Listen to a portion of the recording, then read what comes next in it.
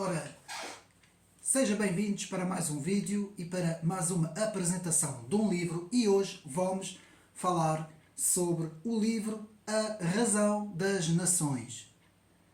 Um livro que foi escrito pelo intelectual francês Pierre Manon, que escreve esta obra que tem com o título completo A Razão das Nações, reflexões sobre a democracia na Europa, e nós vamos falar sobre a importância deste livro, que pode-se dizer que é um livro muito pequenino, com muitíssimas poucas páginas, nem chega a 100 páginas, e o livro, portanto, é um género de um opúsculo que o filósofo francês e cientista político francês Pierre Manon escreveu, mas de uma importância crucial para nós entendermos, de facto, qual o valor que tem o papel da nação.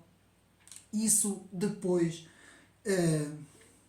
digamos assim, de os franceses em 2005 terem rejeitado o Tratado da Constituição da União Europeia e depois de novamente esse tratado ter sido, portanto, aprovado, não é, com o Tratado de Lisboa, e também uma séria reflexão sobre a Europa antes de Maastricht, do Tratado de Maastricht, e a Europa depois de Maastricht. O autor foca um pouco essas questões, mas o autor centra-se sobretudo sobre a nação, o papel da nação. Então, vamos agora ver um pouco melhor quem é este autor, filósofo, cientista político Pierre Manon, que nasce em 1949 na cidade de Toulouse, em França.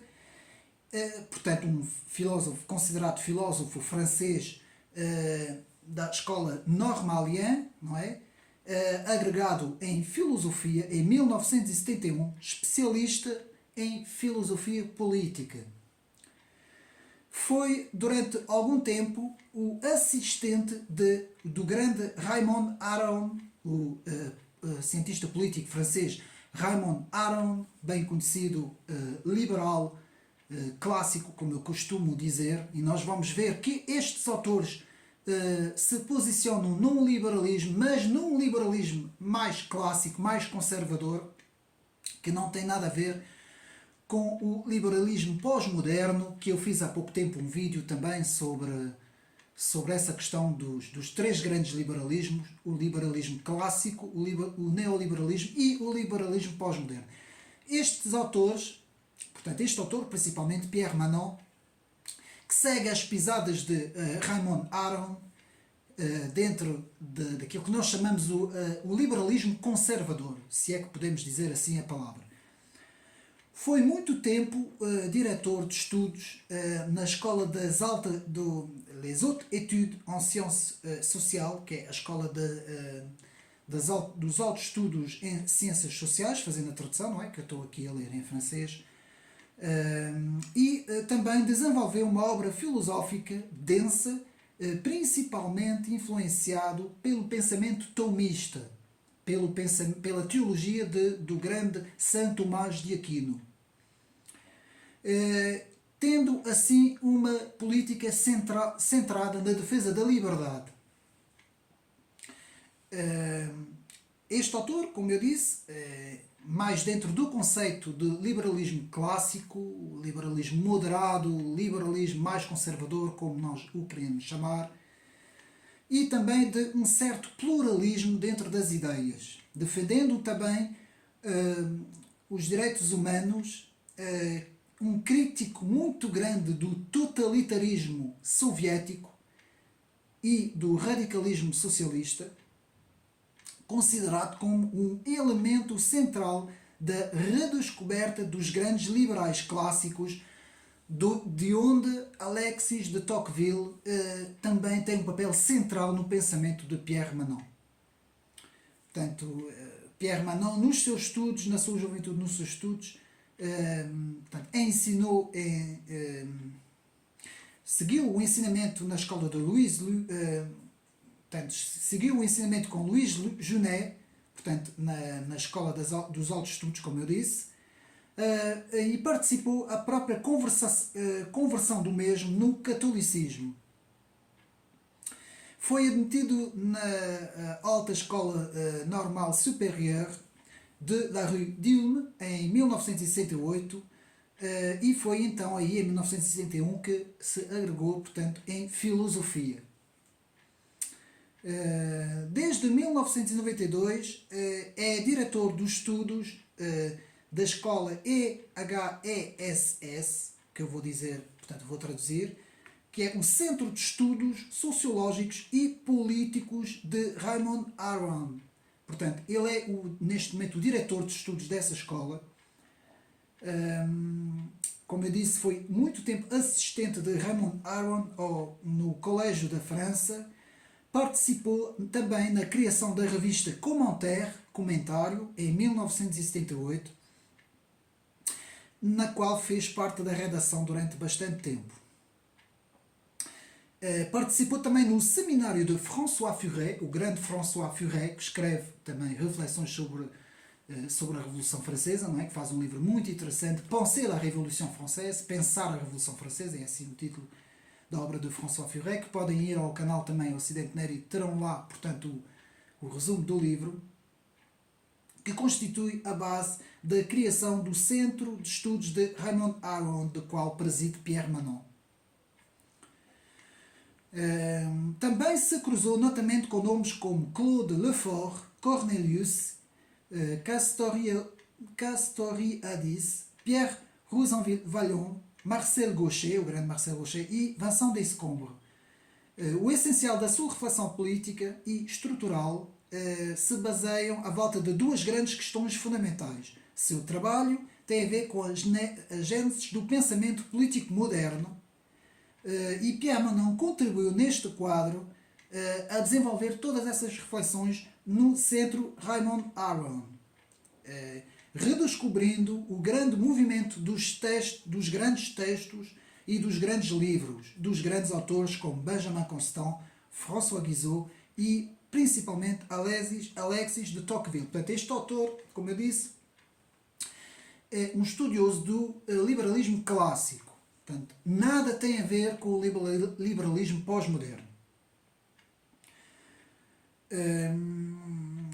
Pierre Manon se vai, portanto, debruçar sobre, digamos assim, a grande questão do homem no interior da filosofia moderna. O homem teria desaparecido do pensamento moderno, a questão da política no pensamento moderno, que foi substituído por outras questões. Vai desenvolver toda uma filosofia dentro das ciências sociais e dentro da filosofia política, seguindo grandes nomes como o próprio Aristóteles, o filósofo, o próprio Raymond Aron e Leo Strauss, o filósofo, portanto, norte-americano Leo Strauss. Na sua obra La Raison des Nations, a razão das nações, que é aqui a obra que eu tenho, portanto, Pierre Manon vai então ter essas reflexões sobre a construção da União Europeia e o futuro da nação como tal, não é? Essa vai ser a grande reflexão neste livro que nós vamos ver já de seguida. Pierre Manon ainda vai desenvolver algumas formas políticas sempre baseado nos estudos da Grécia Antiga, dentro do estudo da política e da filosofia, dentro também do estudo da Roma republicana e imperial e também sobre as grandes questões do cristianismo. Pierre Manon ainda vai seguir de perto os trabalhos de Maquiavel, Montesquieu e Jean-Jacques Rousseau dentro do estudo da ciência política. Recebeu vários prémios em 2002 e é considerado hoje, portanto acabando aqui a biografia, uma pequena biografia, é considerado hoje um dos grandes intelectuais franceses dentro do pensamento liberal, conservador, portanto, como eu costumo dizer, e também dentro da visão do estudo das grandes obras, dos grandes livros e dos grandes autores dentro da ciência política. As suas obras mais importantes, não vou falar de todas porque são muitas, mas assim, as mais importantes, portanto, em 1977, escreve Naissance de la politique moderne, Nascimento da Política Moderna, Maquiavel, Hobbes e Rousseau. Depois vai, em 1982, desculpa, com reedição em 2006, vai escrever o livro Tocqueville e a Natura da Democracia, Tocqueville et la nature de la démocratie. Seguindo depois, em 2001, com nova edição do seu primeiro tomo da História Intelectual do Liberalismo, escrito em 1986. Em 1994 vai escrever A Cidade do Homem, La Cité de l'Homme. Vai desenvolver depois, em 2001, cursos sobre a filosofia política. Em 2004 vai escrever com Alain Renaud e Albert Jacquard Uma educação sem autoridade nem sanções, Une éducation sans autorité ni sanction. Depois então escreve pela editora Gallimard, em 2006, portanto, La raison des nations, réflexion sur la démocratie en Europe, A razão das nações, reflexões sobre a democracia na Europa, que é o livro que estamos aqui a ver. Depois vai escrever O que pode nos dizer a literatura, Ce que peut dire la littérature, um coletivo com o filósofo francês Alain Finkielkraut, também muito conhecido em França, e Mona Ozof também, e Suzanne Julliard, um coletivo que vai desenvolver esta obra, O que pode nos dizer a literatura. Depois vai escrever em 2007 Investigação sobre a democracia, Estudos de filosofia política, Enquête sur la démocratie, Études de philosophie politique. Depois vai ainda em 2010 escrever Le regard politique, Entretien avec Benedictis Delorme-Montagny, olhar político, investigação com Benedictis Delorme-Montagny. Depois, em 2010, As Metamorfoses da Cidade, Les Métamorphoses de la Cité. Em 2014, Montaigne, La vie sans loi, Montaigne, A vida sem lei. Depois, em 2015, Situação da França, La situation de la France. Em 2018, La loi naturelle et les droits de l'homme, A lei natural e os direitos do homem. E, por fim, o seu último grande livro, escrito em 2022, Pascal et la proposition chrétienne. Pascal, Blaise Pascal, o filósofo, e a proposição cristã, que é um livro muito interessante. Aliás, A Razão das Nações, Reflexões sobre a Democracia na Europa, que eu tenho aqui, e este último livro, Pascal e a Proposição Cristã, Pascal et la proposition chrétienne, para mim são as duas grandes obras deste autor, Pierre Manon, que eu acompanho de perto.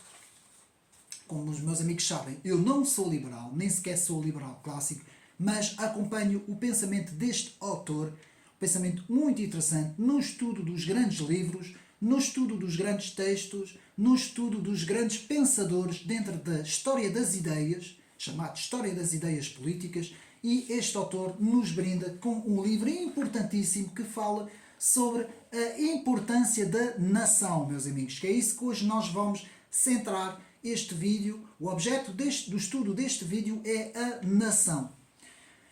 Pois bem,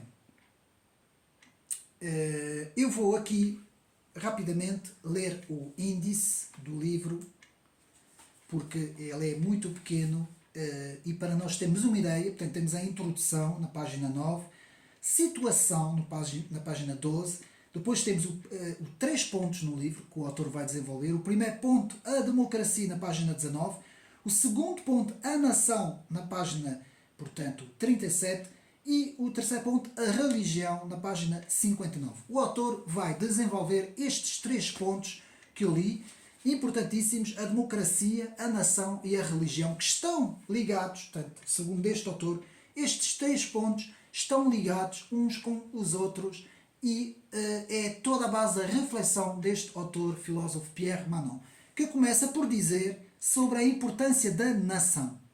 E na página 10, rapidamente, vamos ler, portanto, na página 10, em que podemos ler que o autor nos diz o seguinte: o fenómeno de que falo é o apagamento, talvez o desmantelamento da forma política que, desde há tantos séculos abrigou os progressos do homem europeu, a saber, a nação. Portanto, logo na introdução, Pierre Manon nos fala na importância da nação. Uma forma política, a nação, a cidade, não é um traje ligeiro que se possa pôr e tirar à vontade, ficando-se na mesma. Ela é esse todo com T grande, aqui o autor faz a questão de pôr o T grande, no qual todos os elementos da nossa vida se reúnem e ganham sentido.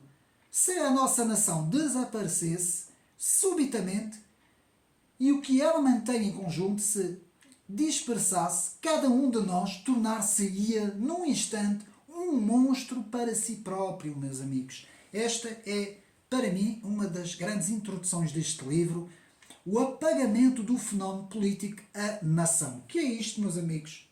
Esta reflexão que nós temos que ter nos dias de hoje, quando nós vemos cada vez mais o conceito de nação, nação-Estado. Muitas vezes nós, nos cursos da ciência política, falamos em Estado-nação, mas a forma correta desta expressão será nação-Estado, porque é a nação e depois o Estado dessa nação. Portanto, a nação é, portanto, digamos assim, o ponto central, portanto, de base, não é? É a base de qualquer civilização. Se nós analisarmos, portanto, o estudo num dado território, não é? Que pode ser um país, não é? Um país, agora não interessa qual, e a base deste dado território com a sua população e com o seu aparelho governativo será então a chamada nação, não é? Como, por exemplo, nós temos a nação portuguesa. Então, continuando, aqui o autor na página 13 também desenvolve o que o autor chama intervencionismo da democracia norte-americana. Muito interessante aqui o autor nos fala nos intervencionistas, a qual eu chamo os falcões de Washington, os tais falcões de Washington, ou neocons, e aqui o autor nos diz, portanto, na página 13, nos fala que a visão norte-americana do Império Democrático assinala-se pela mistura de elementos antigos, tais como a manutenção das nações e a disposição para o recurso à força, e elementos novos. Antes de mais, a perspectiva de um mundo reunido onde nenhuma diferença coletiva seja já significativa. A questão aqui de Pierre Manon centra-se, portanto, nesta visão pós-guerra, desde do fim da Segunda Guerra Mundial, desta visão de que não são os povos que devem encontrar-se, digamos assim, em termos de democracia e de Estado de Direito. É antes uma visão, como se fosse uma visão imperialista que os norte-americanos sempre tiveram em levar, digamos assim, em quase que obrigar o mundo a própria visão dos Estados Unidos, não é? Digamos assim. Tanto uma pequena crítica. O autor nos fala também na palavra governança, que é muito diferente da palavra governo, ou governar. Portanto, uma coisa é governar, outra coisa é governança, que o autor aqui nos diz que seria como que a construção de uma democracia sem povo. Portanto, é a construção, digamos assim, digamos assim, criar uma democracia, mas sem, digamos assim, sem o recurso, digamos assim, a opinião do povo, digamos assim, a participação do povo, o que acaba por ser antidemocrático, não é? E aqui na página 15 também muito interessante, a generalidade humana matou o amor próprio do amor à nação. Também vou aqui fazer questão de rapidamente ler. Portanto, aqui na página 15, achei muito interessante. Ainda há pouco tempo a ideia democrática legitimava e alimentava o amor que cada povo sente naturalmente por si próprio. Doravante, o nome da democracia reprova-se e maltrata esse amor. O que se passou? E que futuro há para a associação humana se nenhum grupo, nenhuma comunhão, nenhum povo é já legítimo? Se apenas a generalidade humana é legítima. Meus amigos, é uma crítica muito grande, muitas vezes, ao pensamento que nós temos dentro da inteligência europeia e norte-americana, principalmente a inteligência europeia, que sobrepõe o humanitário, o chamado humanitário, sobrepõe as questões dos direitos humanos sobre, digamos assim, a identidade dos povos que compõem a Europa, por exemplo. Isto é uma questão muito debatida no foro da própria União Europeia e aqui o autor debruça-se muito sobre esse assunto por causa da recusa do povo francês e holandês em 2005 sobre o Tratado da União Europeia. Não é? Como sabem, foi chumbado quando houve o referendo sobre este tratado e nessa altura o povo disse não, digamos assim, para o Tratado da União Europeia. Não é? Depois é muito interessante porque o autor nos fala em duas datas muito importantes que vamos reter. O autor fala-nos em 1848 e 1968. E o autor nos diz que essas duas datas seria um nó axial da história moderna, na página 20. Depois, na página 23, o Estado-nação visto por Tocqueville. Eu vou desenvolver aquilo que eu disse antes, das duas datas. Não se preocupem, eu vou desenvolver mais para a frente. Aqui na página 23, o Estado-nação visto por Tocqueville. Portanto, vamos também ver. Portanto, o Estado-nação, aqui na página 23, vamos ver então o que nos diz o grande pensador, cientista político Alexis de Tocqueville, que nos diz: Tocqueville descreveu com uma extensão e firmeza sem igual como a democracia recompunham todas as relações humanas, incluindo a relação de cada um consigo próprio no interior do Estado-nação. Portanto, a importância da nação já nos pré-estudos políticos, digamos assim, pré-democráticos, digamos assim, que ainda estava no nascimento da democracia, quando Tocqueville fez esses estudos, e a importância do Estado-nação, segundo a visão de Tocqueville. Portanto, podemos ver que no liberalismo clássico havia um olhar muito grande na nação. A nação tinha uma importância muito grande, ao contrário, hoje os liberais pós-modernos são completamente antinacionalistas. Eles passam por cima da nação, para eles a nação tem que ser dissolvida, tem de deixar de existir para que haja, digamos assim, como eles dizem, uma completa circulação do consumo, não é? O que eles chamam o consumo desenfreado do homem completamente desraizado, não é? Solto, a imagem de um átomo solto, não é? E então a nação é um entrave, não é? A fronteira é um entrave, tudo o que faz entrave, portanto, para esse liberalismo pós-moderno tem que ser dissolvido, digamos assim. Para os liberais clássicos é o contrário, eles opõem-se a esta visão e eles falam então na importância do Estado-nação. Não é só os conservadores mais nacionalistas, é também os liberais clássicos que têm esta visão. Depois, na página 24, as três fases, o autor nos fala do Estado-nação, os três círculos, segundo o Pierre Manon, na página 24. Depois, na página 25, os poderes dos juízes sobre a soberania das nações, a importância que tem o poder neste momento nas nossas sociedades, dos juízes, não é? Dos decisores, os grandes decisores, dos tribunais internacionais, de todo este artefacto que é feito em nome da justiça, não é? E também o autor vai, na página 27, desenvolver a igualdade democrática, segundo o autor, de 1968, não é? Nas revoluções, principalmente no maio de 68, que o autor também desenvolve, por ser francês, não é? Que, segundo Pierre Manon, teria sido uma revolução niveladora completa do Estado-nação, que se torna o próprio inimigo da liberdade democrática, na própria Revolução de Maio de 68, dito pelas palavras do autor, página 26. Muito interessante aqui este pequeno livro sobre esta reflexão sobre a nação. Depois, na página 33, 34 e 35, vemos a relação entre o estado de natureza e a pena de morte. Muito interessante, eu estive a ler, achei, não é bem a minha opinião, mas eu acho muito interessante, tanto na visão em Thomas Hobbes e também em Alexis de Tocqueville, que são duas visões diferentes. Depois, na página 38, temos as comunidades humanas, que, segundo Pierre Manon, são diferentes umas das outras. A importância, e eu aqui vou ler, desta pequena visão aqui, portanto na página 38, digamos assim. Onde é que está? Que eu já passei isto tudo. Exatamente. Esta também já passei, portanto aqui.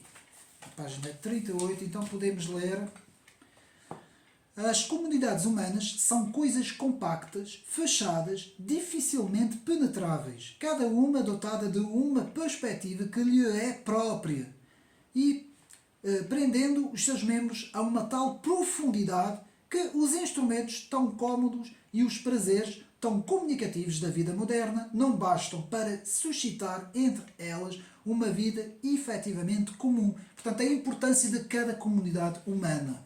Portanto, esta história de que todas as comunidades são iguais, todos os povos são iguais, todas as, digamos assim, as culturas são iguais, não é mais do que uma tolice completa, não é? É uma falta de conhecimento muito grande das pessoas que pregam estas visões, não é?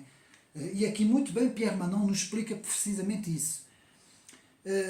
Depois, muito interessante também na página 40, o poeta, segundo Pierre Manon, o poeta encontra o momento político na nação. E é verdade, meus amigos, se nós fizermos um pequeno estudo, uma pequena investigação sobre os grandes poetas do século XVIII, do século XIX, do século XX, vemos que grande parte, pelo menos no que diz respeito à literatura francesa, grande parte dos grandes poetas e até homens de letras desenvolveram muitas vezes temas à volta da nação, sempre com base na nação, na importância da nação, segundo Pierre Manon, aqui muito bem visto. Depois, na página 41, penso que seja a ideia central deste trabalho, portanto, a ideia central do livro, eu penso que esteja aqui na página 41. Eu vou aqui, portanto, ler, não é? Para os meus amigos, portanto, aqui na página 41, e lemos o seguinte: o Estado-nação foi para a Europa moderna o que a cidade foi para a Grécia antiga. Eu vou repetir esta frase. O Estado-nação foi para a nação-Estado foi para a Europa moderna o que a cidade foi para a Grécia antiga. Aquilo que produziu a unidade e, portanto, o quadro de sentido da vida, produzindo a coisa comum. A despeito de excelentes trabalhos históricos, a comparação entre as duas formas políticas encerra ainda uma série de ensinamentos que importaria trazer à luz.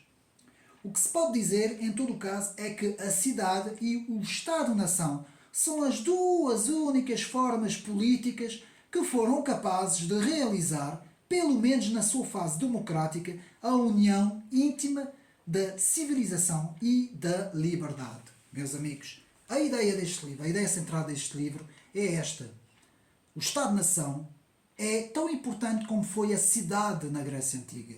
É daí que se desenvolve, independentemente de, na Grécia Antiga, ter havido, como sabemos, os historiadores sabem disso, portanto, ligas, uniões de várias cidades, não é?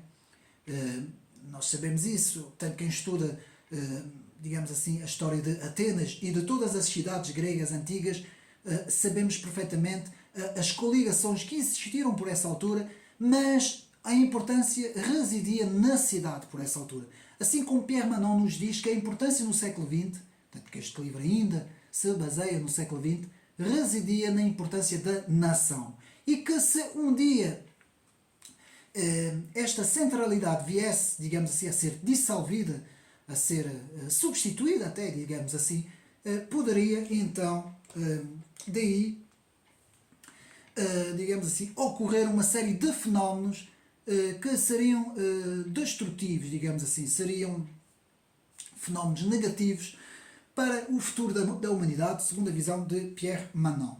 E Pierre Manon nos fala na página 44 do Estado sem soberania. Lá está.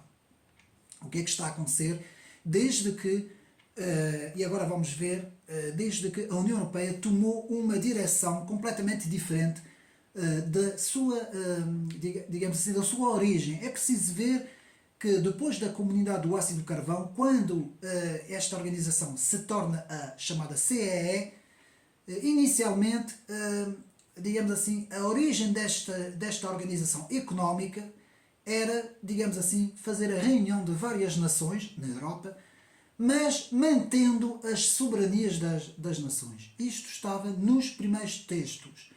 E os tratados ainda não tinham a importância que têm hoje. É preciso ver que a União Europeia, toda ela é baseada nos tratados. Daí há uma certa facilidade, digamos assim, mesmo assim não é muito fácil para entrar, não é, nesta união, digamos assim, mas depois há praticamente uma impossibilidade de sair, não é? Porquê? Porque os tratados é muito complicado. São os tratados da própria União Europeia que, digamos assim, definem toda a complexidade e todo o percurso que está a ter a União Europeia desde aí, não é? E então o autor nos fala aqui na página 45 de uma coisa muito importante, que é a Europa antes do Tratado de Maastricht e a Europa depois do Tratado de Maastricht. E aqui podemos ver na página 45, e eu vou ler para os meus amigos, e lemos então o seguinte. Durante um longo período, as nossas nações e a Europa desenvolveram-se em conjunto. Portanto, as nossas nações e a Europa desenvolveram-se em conjunto. A partir de um ponto que não é fácil, nem de resto necessário situar exatamente, mas que é cómodo designar como o momento de Maastricht, o empreendimento europeu sofreu uma inflexão decisiva. O instrumento destacou-se dos corpos políticos nacionais. O artifício ganhou vida própria, a Europa cristalizou numa ideia dotada de uma legitimidade superior a qualquer outra e munida de mecanismos institucionais capazes de recompor todos os aspectos da vida dos europeus. Estes viram-se apanhados numa finalidade sem fim, que deixará de ter sentido político e cujo único futuro era uma extensão indefinida que mais ninguém sabia nem onde nem como parar.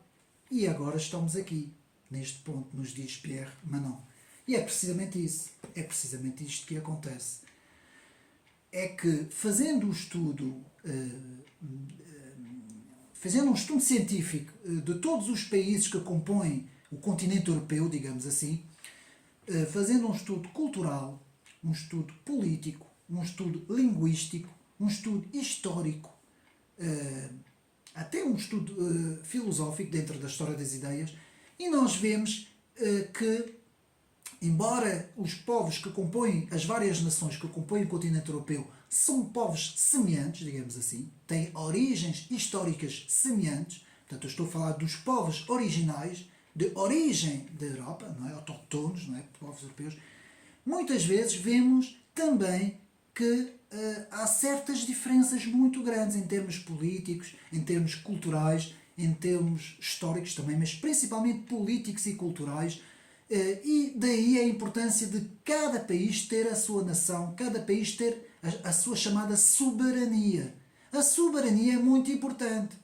E querer dissolver todas as soberanias, querer dissolver todas as nações, todas as fronteiras, pensando que o continente europeu pode, digamos assim, se transformar num país único, numa nação única, meus amigos, em termos históricos, isto não é possível.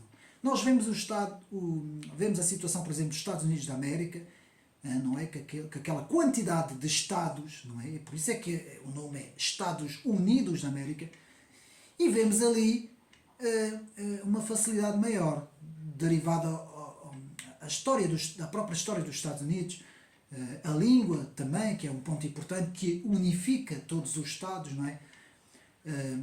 A origem dos vários povos, a própria religião, não é? Que é de base protestante, como sabemos, todo o seu cariz histórico nos diz que Estados Unidos de América não é possível transportar para um Estados Unidos da Europa. Há muita gente que diz que não, há autores que têm outras visões sobre isso. Meus amigos, eu sempre fui defensor de uma Europa de nações, não de Estados, não de regiões, não de localidades que possa, digamos assim, criar um género de uma união ou de um federalismo. Não, eu oponho-me completamente a esta ideia.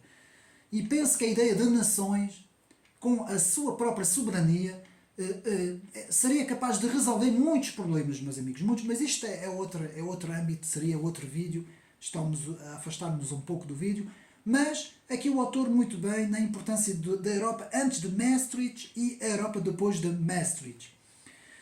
Depois o autor nos fala na página 71, portanto, as duas identidades do cidadão, a identidade pública e a identidade privada. Meus amigos, isso é muito importante. E porquê? Porque na identidade privada, segundo Pierre Manon, o cidadão da Europa, o cidadão europeu neste caso, não é? Porque isto é uma reflexão também da democracia na Europa, vemos que na esfera do privado o cidadão tem a sua religião, a sua filosofia, a sua política, a sua cultura, a sua língua, tem a sua, digamos assim, as suas características que são privadas, são, portanto, da pessoa.